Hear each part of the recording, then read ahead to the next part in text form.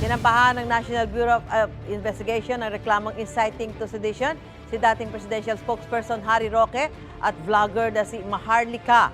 Sabi ng NBI, para yan sa tinaguriang polvoron video kung saan may isang lalaking naglalagay ng tila pulbo sa ilong na ipinakalat noong July 2024. Bukod sa inciting to sedition, inireklamo rin si Maharlika ng cyber libel, computer-related, forgery at unlawful utterances. Sabi naman ni Roque sa Facebook, wine-welcome niya ang inihaing reklamo ng NBI. Pagkakataon daw ito para kay Pangulong Bongbong Marcos na patunayan sa korte kung talagang hindi siya gumagamit ng cocaine. Itinanggi ni Roque ang testimonya ng isang resource person sa House Tri-Committee na siya ang pinagmula ng polvoron video. Wala pang pahayag si Maharlika tungkol sa mga reklamo. Magandang araw sa inyo mga banateros, matinding matindi, mainit na mainit kahit po Holy Week. Talaga nga namang mainit pa rin po ang politika dahil nga po sa hong si Senator Amy ay tila nakatanggap ng isang matagumpay na endorsement mula kay VP Sara Duterte. Nako, eto na, lupit. Pag-usapan natin yan. Kasi mga kababayan, iba-iba, kuro-kuro sa mga daan, sa mga kanto, pinag-uusapan ng lahat ng issue patungkol po dito kay VP Sara Duterte. Dumadami ang mga strategies. Kakaiba talaga. Alam mo, mga kababayan, ito lang masasabi ko dyan Ang tanong po kasi dito ay simpleng-simple lang. Simpleng-simple lang Ito po bang pagpasok ni Amy Kuno sa mga Duterte ay makakabuti o makakasama? Yan ang tanong na dapat nating maunawaan at maintindihan. More than the interpretation of every political analyst in the social media, ang tanong makakabuti ba o makakasama ang pag-endorso ni VP Sara Duterte kay Senator Amy? Huwag na natin bigyan ng kahulugan. Napakarami pa nating alam Marami pa dyan sa mga kanto-kanto. Keso strategy na naman po. Tanginang strategy yan. Nakakarindi na yung strategy na yan. Alam nyo kung bakit Pag hindi na natin ma-interpret yung mga ginagawa ng mga Duterte, lagi na lang natin binibigyan ng kahulugan o kaya strategy. Hindi ko sinasabing mali ang ginawa ni VP Sara Duterte Pero minsan kasi, hindi mo kailangan interpret yung mga bagay na ginagawa nila. Minsan, you just have to accept it. Accept in a way na ginawa lang nila yon because it's a personal choice. It's not about there is a strategy beyond that. There is a plan. Minsan kasi tayo, ewan ko ba kung saan natin nakukuha yung ganyang klaseng pagiging conspiracy theory na meron tayo. Minsan nga, di ba? Meron pa ako nabasa, sabi, yung pagkakulong daw ni Pangulong Duterte sa ICC ay grand plan mismo ni Duterte yun. Yun daw ang strategy niya. Nagulat talaga ako Alam nyo minsan, sa buhay, minsan kailangan lang nating tanggapin as is. Walang strategy. Minsan, tanggapin na lang po natin yung mga nangyayari. Minsan kasi, sa sobrang hindi natin matanggap yung mga nangyayari, ginagawan pa natin na napakaraming dahilan, na napakaraming justification, para lang masabing tama yung ginawa ng isang tao o tama yung ginawa ng isang politiko. Minsan, meron lang silang galaw na personal. Ibig bang sabihin nito tama o mali? Depende Alam nyo minsan kasi, wag natin tingnan. Ito ako solid. Hindi po ako, kahit kailan hindi po ako nagbago. Sa katunayan niya, di ba? Kaya nga marami sa atin dito, inamin nila, nabudol sila, tas bumalik sila. Tapos nagsosorry pa dahil sana naniwala na lang kami sa iyo, banat ba dahil solid ka pala talagang Duterte. Sabi ko naman sa inyo noon pa Kaya lang, kahit ako po isang solid na Duterte supporter, hindi ho maki-question ang aking loyalty sa mga Duterte. Minsan kasi, ang tingin po natin sa mga Duterte ay masyado nang hindi nagkakamali. masyado ng masasabi nating perfect na perfect. No, that's not true. No one is perfect. Only God. Di ba? Walang tao masasabi natin perpekto. Yung mga desisyon na ginagawa nila ay ganun din. Hindi ibig sabihin ay perpekto. Sa katunayan, isang matinding patunay po niya mga kababayan, nung panahon po na si VP Sara Duterte ay nag-unity team. Ang dami nagsasabi, strategy lang yan ng mga Duterte. Kunwari, sasabihin ni Tatay Digong na weak ang presidente na si Bongbong Marcos pero nandun naman yung anak niya. Strategy din yan eh. Di ba mga kababayan, ang dami natin sinabing strategy po yan. Yung totoo. Yung interpretasyon natin sa pagiging weak ni PBBM, sinabi ni Duterte yon, hindi, strategy lang ni Duterte yan. Oh, and eventually, now, ang dami nagsisisi. Sana naniwala na lang pala kami sa sinabi ni Duterte noon. Kasi nga po, hindi ko sinasabing mali ang desisyon ni VP Sara Duterte dito kay Amy Marcos. Pero, pwede siyang magkamali uli. Ulitin ko, hindi ko binababaho si VP Sara Duterte. Pero gayon pa man, hindi ko pwedeng sabihin na perpekto ang lahat ng kanyang desisyon. Maaaring magkamali, maaaring tama. Depende na po yan sa inyo kung anong interpretasyon nyo. Depende na rin yan sa mga gagawin niya. Pero isang sigurado ko, walang perpektong tao. Ang lahat po ng tao ay maaaring nagkakamali. Kaya nga po dapat timbangin natin ang lahat ng ginagawa ng tao. Whether we are a supporter of this person or not. Timbangin po natin. Huwag po tayo maging bulag. Basta ginawa niya, kailangan kami din ganun. Hindi po dapat ganun. Timbangin natin. Kasi, tandaan ninyo, dahil sa ganyan yung ugali, napahamak ang bayan natin. Hello? Meron mo bang nakikinig? Meron mo bang nakikinig? Dahil sa ganyang klaseng kaugalian, na hindi kasi in-endorse naman ni VP Sara Duterte si Marcos noon eh. So doon kami, may tiwala kami. Ano nangyari sa bayan natin? Sana nga kung kayo lang mga nagtiwala ang tinamaan ng lintik na gobyernong to eh. Hindi. Masakit ho. Real talk ho tayo ha. Masakit ho ito mga sasabihin ko ngayon. Pero nagkamali na tayo. O kayo pala in particular. Noon sa pagtiwala ni VP Sara Duterte kay Bongbong Marcos. Nagkamali na tayo nun. Nagkamali na kayo pala. Sorry, hindi pala ako kasama dun. Hindi ko ito dinidiin para to rub it in. O para sabihin lang, hindi, tama kami, perfecto kami kayo, hindi. Hindi ang punto ko, hindi yun. Ang punto ko lang, matuto na tayo. Last 3 years lang po yun. 2022 lang po yun. Hindi na ho tayo matuto uli ngayon. Pambihira. Ang bilis naman natin makalimot. Ang bilis naman nating nakalimot na ang isang VP Sara Duterte ay humingi ng patawad sa ating mga Pilipino dahil sa nangyari na yun. Ulitin ko, hindi ko sinasabing masamang tao si VP Sara Duterte, hindi ko sinasabing mali ang kanyang desisyon sa lahat ng bagay, hindi yun ang sinasabi ko dito.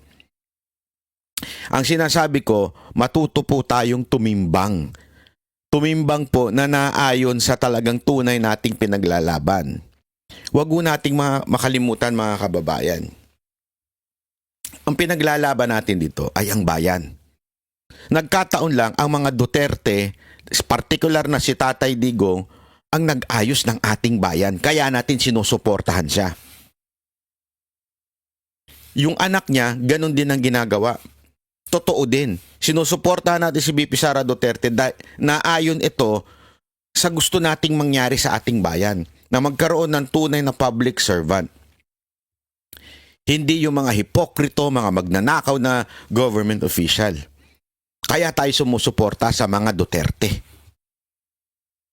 Wag nating kagad isipin na kaya tayo minsan na napaparatangan na medyo ng ibang mga tarantado na sinasabi nila keso daw tayo ay masyado mga panatiko. Kasi nga minsan, hindi na natin tinitimbang. Ito na naman tayo. dumating si Senator Amy. Kung papansinin ninyo,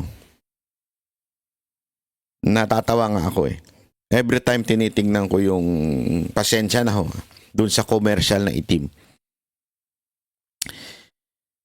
Tila ginamit yung hearing para lang talaga makakuha ng suporta etong si Amy kay BP Sara Duterte. Alam mo, isa ako sa mga pumuri doon sa hearing na yun. Marami sa inyo iba bumatikos na wala namang kwenta yung hearing na yan. Ako po, sinuportahan ko yung hearing na yun. Sabi ko nga, may nagagawang maganda ito, dapat natin suportahan. Pero na-frustrate ako, yung ginamit yung hearing para lang pala makakuha ng suporta. Ganito kasi yung senaryo, mga kababayan. Tingnan natin yung sequence ng pangyayari sa Pilipinas. Sabi nga ni Malu Tiquia, nabasa ko siya sa mga sinulat niya sa Facebook. Maaring wala pa yung 10 na Duterte sa survey. Pero unti-unti na silang umaangat.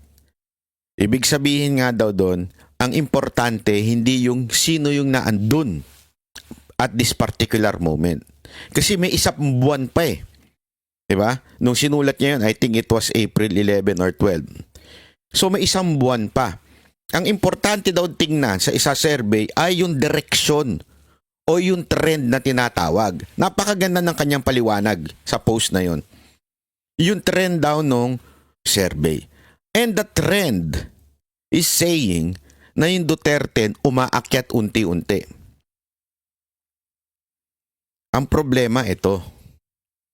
Habang umaakyat yung Duterte unti-unti, bumabagsak po yung alyansa. At kasama doon, si Senator Amy bumabagsak. Yun ang senaryo eh. Bago nangyari itong endorsement na ito. Sa madaling salita, nung nagsimula ng bumatikos ng hearing bla bla bla si Senator Amy, pabagsak ko. Pawala na siya, tuluyan. Painodoro na po papunta siya sa survey. Kailangan niyang salbahin ang sarili niya. Paano niya ginawa yun? Unang-una niyang gagawin para masalba niya ang sarili niya sa bangkang palubog na ay tumalon. Tandaan ninyo, ganun no, ang taong may survival na instinct, ika nga. Pag palubog na yung barko, tatalong ka na. Palubog na yung alyansa, tumalo na siya. Tapos, kailangan siyang kumapit doon sa mga umaangat, doon sa mga nakakuha ng salbabida. Yun ang ginawa ni Senator Amy.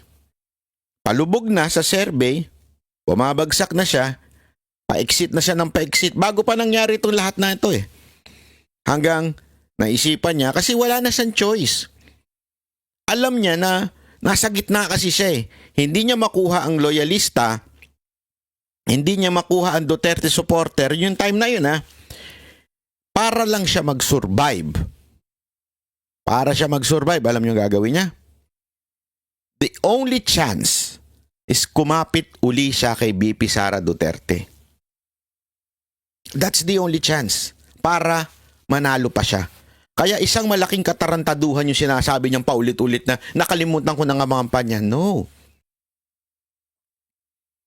Sa tingin ko, binubudol na naman tayo mga Pilipino. Na ang dahilan ng kanyang pagkapit kay BP Sara Duterte kasi dumulubog na talaga siya kasama ng alyansa. The only chance ay yung umaangat.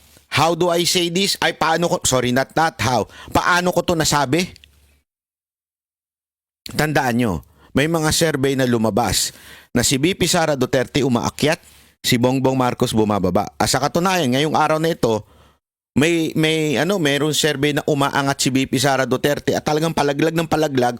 Si Escudero, si Marcos, palaglag ng palaglag. Sa madaling salita mga kababayan, simpleng-simple lang. Huwag na tayong paikot-ikot. Eto si BP Sara Duterte, kasama niyang kanyang Duterte, lahat ng ginawa, umaangat na sila.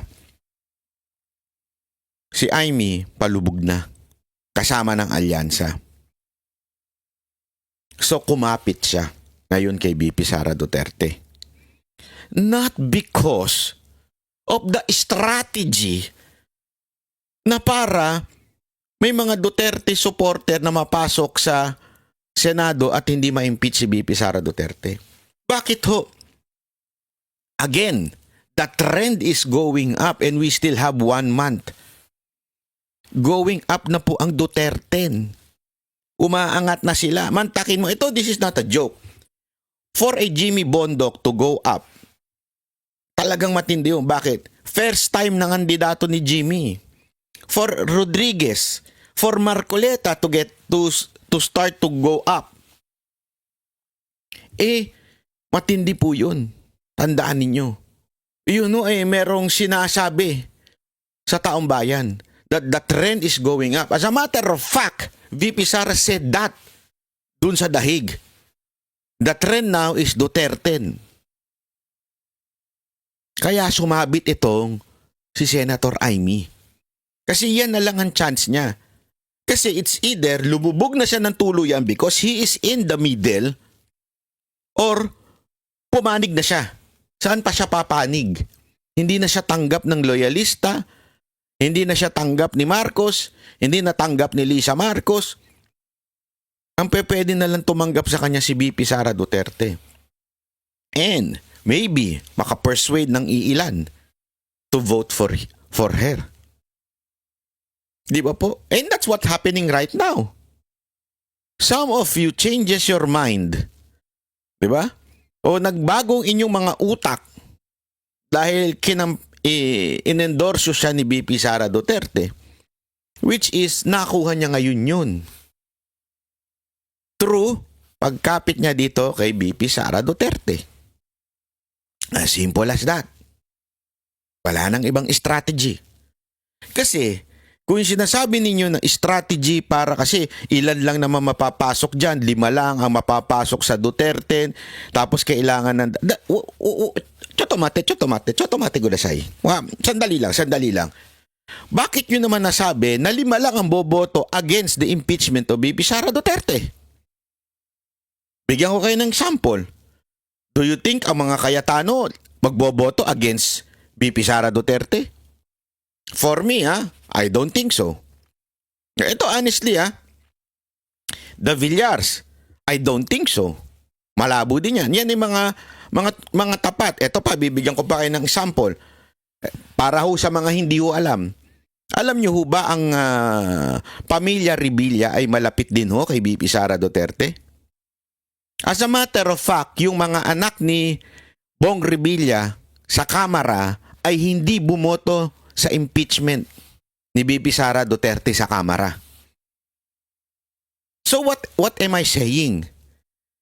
Malaking katarantaduhan yung sasabihin kagad natin na 5 lang ang mapapasok na Duterte, tapos the rest boboto na yan para sa impeachment ni VP Sara Duterte. I don't think so. Yung pangalang fact na 5 lang ang mananalo sa Duterte, napakahina naman ho ng pananampalataya ninyo. Ang trend na nga paakyat. So doon pa lang, sablay na ho yung reasoning ninyo na maaring strategy lang ito para hindi ma-impeach si VP Sara Duterte. Yan ang ginagamit ng mga maka-Aimee. Yung mga pro-Aimee, yan ang ginagamit kunwari strategy lang para makakuha lang ng boto at manalo pa to si Senator Aimee sa eleksyon. Yun yung ginagamit lang nila. Pero in reality, paakyat na po ang Duterte. Sa katunayan, medyo nayanig nga dahil sa pagpasok ni Aimee. May mga nag-comment na galing sa Duterte na kinontra pa ng mga pro-Aimee. At kesyo hindi na daw nila iboboto. Akala ko ba gusto mo ng ano? Yun ang hindi ko magets eh. Bibigyan ko kayo ng example ha. Eto, bibigyan ko lang kayo ng example. Eto. Yan. Kilala niyo yan. Yan kasi nag-post si Jimmy Bondoc ng tungkol dun sa Duterte. Eto, ayan Duterte is the perfect 10. Yan ang sinabi ni Ibig sabihin, perfect ay kumpleto na, bla bla bla. Yan, tas may humirit nga dito hindi ko na lang itong Butch din na yan. You are going against Inday Sara Duterte. Who are you fighting for? Sarili mo lang. Sa tingin mo ba mananalo ka ng walang endorsement ni BP? Ang babaw ng kanyang reasoning. You are against? So if I don't vote for Amy, I am against BP Sara Duterte? Who are you to tell us that? Pa-English ka pa. Sino ka para sabihin sa amin na we are against Sara Duterte because hindi namin boboto si Senator Amy? Package deal ba yan? Tatakbo ba si BP Sara Duterte? Hindi tama yan. Mali yung klaseng ganyan. Tapos ito ang dahilan nitong mama na to, para daw, yan ang pagbabasahin nyo, lahat ng mga post niya about Amy Marcos, para daw kasi ito strategy para dumami ang mga hindi bumoto pabor sa impeachment ni BP Sara Duterte. Okay? Pero kung titingnan mo dito, hihirit siya nang hindi ko na siya iboboto, si Jimmy Bondoc. Akala ko ba all along sabi mo gusto mo iboto si Amy para yung mga boboto na for impeachment ay madamihan, dumami. Ibig sabihin yung mga kakampi kay BP Sara Duterte sa Senado dumami. Bakit di mo iboboto si Jimmy Bondoc? Tapos ang ipapalit mo si Gringo. Mas mataas naman si Jimmy sa survey kaysa kay Gringo. So what the nakikita niyo yung katarantaduhan, yung kalokohan ng ilang mga pro-Amy?